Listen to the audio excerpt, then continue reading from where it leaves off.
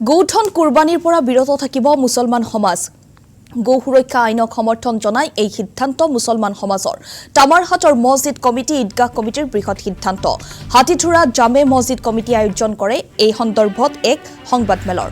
ভাতৃত্ববোধ ৰক্ষা গো আইনক সন্মান জনোৱাৰ উদ্দেশ্যে গ্ৰহণ কৰে সিদ্ধান্ত। ৮২খনকৈ মছজিদ কমিটিয়ে যৌথভাৱে গ্ৰহণ কৰিছে এই সিদ্ধান্ত। গোপনভাৱে গৌধন কুৰবানী কৰিব নোৱাৰে, তাৰ বাবে ৰাইজক সষ্টম হোৱাৰো অনুৰোধ।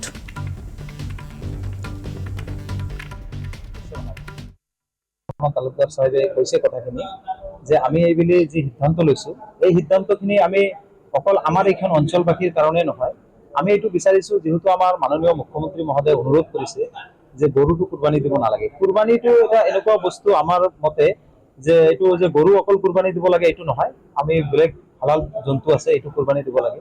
আৰু আচলতে কুৰবানী দিয়াৰ যিটো মূল অৰ্থ সেইটো হৈছে আমাৰ ভিতৰৰ যিটো মানে পশুত্ব এইটো আমি কুৰবানী দিব লাগে। এটা জন্তুক এটা কুৰবানী দিয়াটো আমাৰ মূল উদ্দেশ্য নহয়।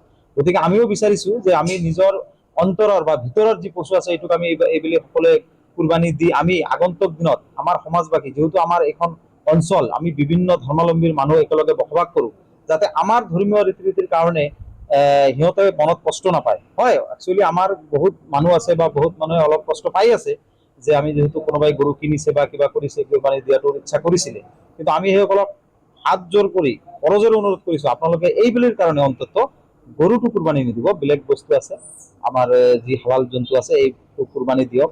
দি আমাৰ এই সমাজখনক আমি এটা দেখুৱাই দিওঁ যে আমি আগন্তুক